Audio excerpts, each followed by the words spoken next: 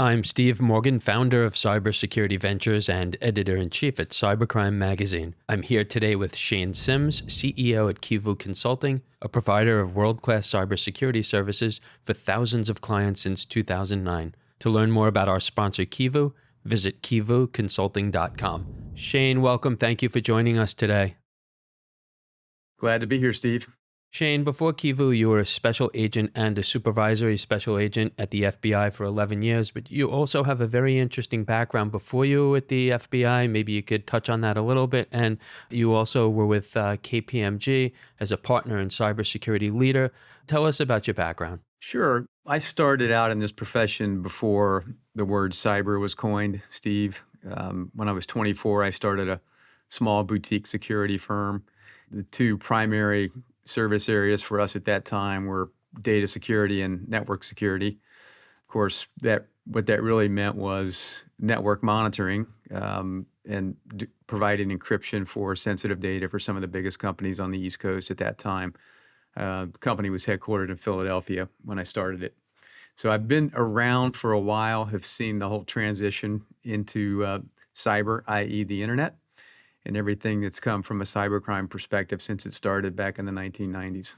Well, not to date myself, but back in 1986, I started up my first company, and I agree, we didn't even use the term info security. There just was no security and very, very little off-the-shelf software or any tools for that matter, and yet we had to bake a lot of security into the networks we installed.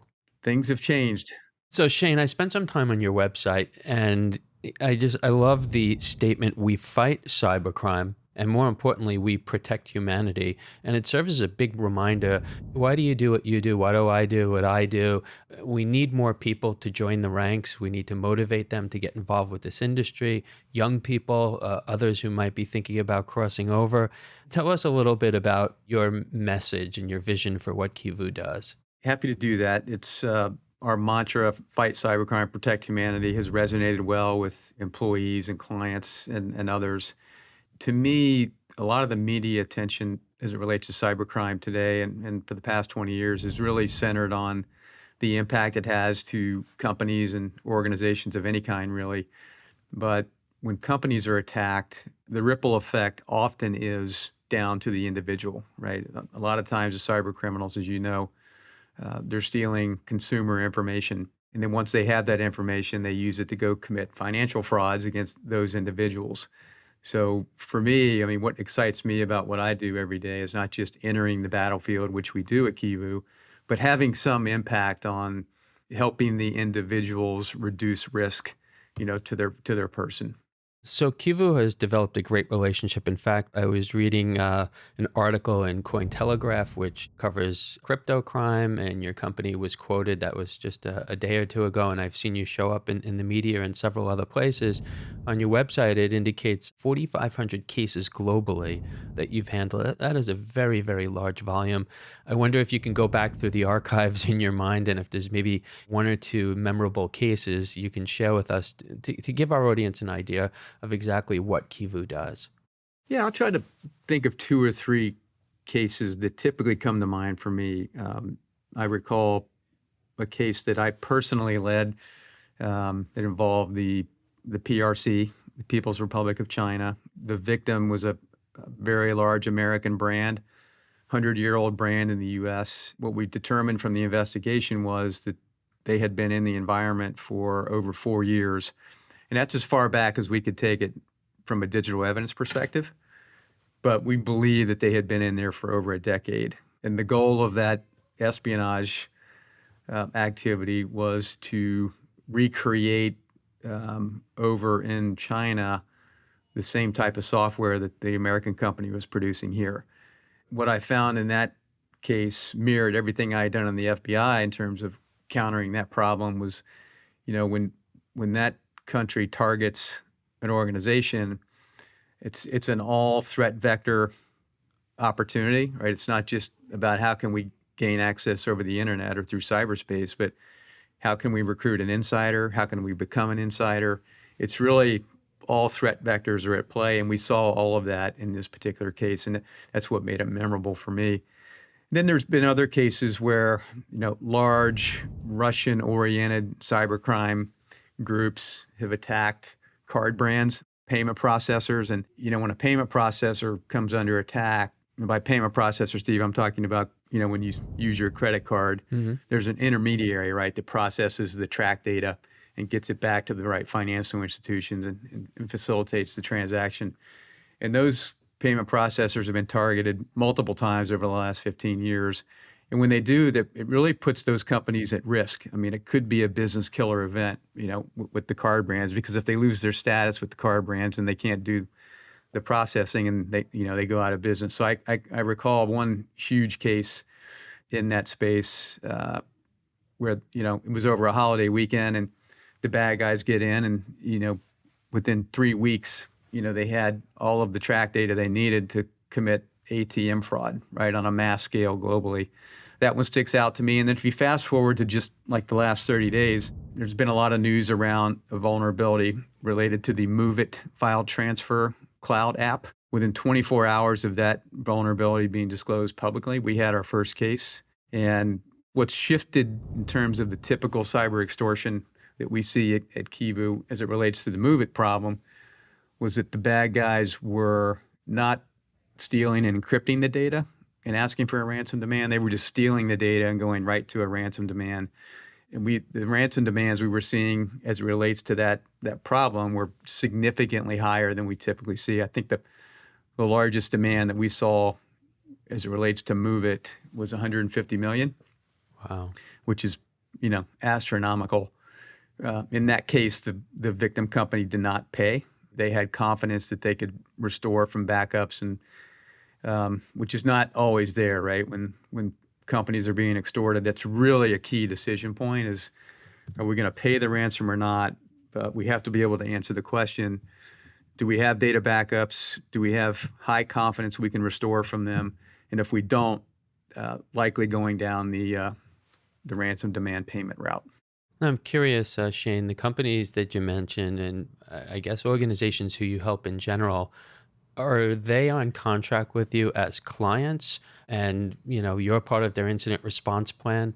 Or is there, more of a panic, they're reacting, they don't necessarily have a relationship with you and reaching out for help? Yeah, the work comes by a variety of channels, Steve. We do have a lot of clients under contract, under retainers for emergency services. We also, have an 800 number and an email address that's been around for a very, very long time, so people can easily find that. But we're also partnered with insurance carriers and law firms. So if a client were to call their external counsel, most law firms do not have in-house digital forensics expertise, so they partner for that. So we're a preferred partner with many law firms globally, not just in the U.S. And the same with the carriers. We're a preferred partner with over 50 insurance carriers globally. So if a company falls under attack and they want to file an insurance claim to help cover the costs, we're one of the firms that can be selected to help them with that problem. So you mentioned insurance carriers and law firms. How did that come about? How did you, develop that expertise and that client base in really two critical industries? Yes, for KIVU, when the cyber insurance market first emerged, probably 10 years ago at this point, the founders of the firm made a decision, right? This was going to be part of their growth strategy going forward.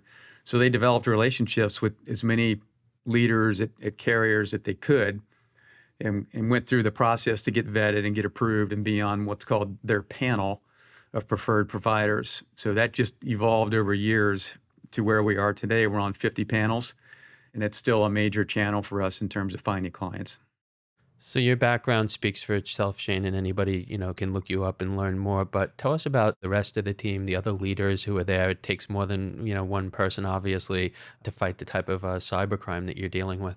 Yes, we have a strong team. I mean, people have, it's a very diverse team, backgrounds from law enforcement, military, other cybersecurity firms, the big four professional services firms. It's a very, very strong team, all oriented around this mission to walk onto the battlefield every day and fight cybercrime, but really around helping people, protecting humanity. When I think about my direct reports, so the guy that leads our response services business globally, Justin Harvey. He's former CrowdStrike, former Mandiant, former Accenture. And then we have people from, pure play consulting firms. The gentleman that leads our managed security service business was previously at Rackspace. Before that, he was at Cisco. So very diverse set of people. We have a huge initiative here at KIVU around women in cyber. We actually have a podcast called Cyber, SYB parenthesis H parenthesis ER. And we have amazing women here that are both leading technical work and also driving business development. So very, very proud of the team. So we have a diverse group of people who come on with us, yet we hear the same thing from them. So I'm referring to CISOs, and these can be Fortune 500, Global 2000 companies and mid-markets, CEOs and founders of both large cyber brands and smaller venture-funded companies. And over again, it is the talent shortage. It is recruiting people, retaining people. How do you do it? Obviously, talent is critical to what you provide to the industry. How do you find people, and how do you keep them? Over the last 2 years, our retention rate has been phenomenal. Since we changed the mission statement of KIVU, it's really, as I said earlier, resonated with people. I think we have, I would bet, one of the highest retention rates right now in cybersecurity. But it is a problem. It's a challenge because there's such a shortage of people. The experienced folks can demand higher salaries. So that's one of the things we're always trying to manage is how do we maintain profitability when the salaries are going up? And there's nothing that's going to change that, right? That's going to continue as far as, as long as I'm in this business. But the shortage itself, what I've seen over the last 10 years is this sort of finger pointing. It's a government problem. It's a private sector problem. It's an academia problem. And it's really everybody's challenge to solve collaboratively. One thing I'm personally working on and here at KIVU is it's something we did really well in the Big Four. I was a partner at PwC, as you mentioned, and KPMG. We had really good campus hire programs. So we would actually bring in summer interns after their junior year, let them work on real world client cases. And then at some point after the summer internship program, we would evaluate the performance of those folks, and a subset of them would get offers to join us after their senior year. So KIVU is a boutique company. We're small. We presently don't have a program like that, but we will by the summer of 2024. That's something I'm passionate about. Then I'm also involved with a university in Florida where I'm helping them upgrade their undergraduate program and their master's degree in cybersecurity. And then we're trying to figure out ways to work together that's mutually beneficial. And I'm really trying to do something distinctive there. And if we can figure it out, I have access to the president of the school and the dean of the business school. So we're really working hard to try to figure out a really distinctive program that hopefully others will copy once we go public with it. So I want to close out, Shane, asking you about small businesses. I know you work with, large enterprises, mid-market companies, and I'm sure, small businesses as well. More than half of cyber attacks strike them. If you go back to your days at the FBI and, kind of over the years, is there more of an awareness? Do you think that most founders and CEOs of small companies where obviously they don't have full-time cybersecurity staff, so, it's more of a challenge for them, do they have a heightened awareness and preparedness around cyber? They do today, Steve. 10 years ago, that was not the case. I really think the cyber insurance ecosystem has helped significantly with upgrading cybersecurity with the SMBs. And you'd be surprised at how many really small businesses will have insurance policies today. It's more than I would have ever thought of. And if you think about how insurance is driving better cyber risk management, when somebody applies for a policy or they're trying to renew a policy, the carriers are getting better and better at understanding the root causes of attacks. So they'll require their insureds to have certain controls. What I like about what they're doing is that small companies can't comply with like 100 plus controls that you might see out of a DoD regulation, like a DFAR regulation. But they can pick the ones that matter. In fact, in 2022, we did some research with the University of Cambridge in London. We published a paper in December, and it's sort of technical, but the moral of the story is there's a chapter in that paper that takes ransomware variants, looks at what controls would have helped mitigate those and what the cost savings would have been if you had that control and that variant came to town. And that's really what we're trying to do at KIVU, is just take all this experience over the last 14 years when we're dealing with the SMBs, and just, based on your business, based on your geography, based on your industry, here are the 3 controls or the 6 controls that'll really help you drive down cyber risk if you can get these implemented. And it'll help them control cost. So I was going to close out there until you mentioned ransomware. I'm going to throw one more question at you, and especially with your background, you're a great person to answer this, and it's a tough question to answer. To pay or not to pay? Do you pay the ransom?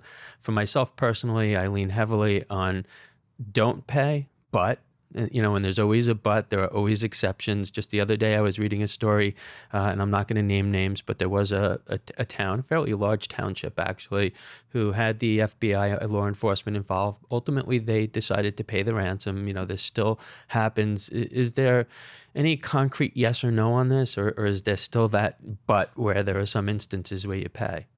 It's really situational, Steve. I mean, as a former government guy, it would be easy for me to take the hard line, like never pay. But having worked with clients for many, many years now in the private sector, I can empathize with what they're going through. I mean, if your company's down, your systems are down, and you do not have confidence in your data backups, and more importantly, your ability to restore that data and to do it quickly, you're going down the payment path. And that's a very difficult decision, because they're asking for payment in Bitcoin typically. How does the average company even go about, getting cryptocurrency and then facilitating the payment? That's one thing we do at KIVU for our clients. Don't necessarily like it, but somebody has to help them. If their company's down and they make a decision, we'll be there to support that. Well, Shane, it was great having you on with us today. A lot of really good insights. You'll be back on with some of your staff on our media for some more conversations with each other, and I look forward to it. We do as well. Thanks, Steve. I'm Steve Morgan, founder of Cybersecurity Ventures and editor-in-chief at Cybercrime magazine. Joining us today was Shane Sims, CEO at KIVU Consulting, a provider of world-class cybersecurity services for thousands of clients since 2009. To learn more about our sponsor, KIVU, visit KIVUconsulting.com. You can keep up with all of our media at cybercrimemagazine.com.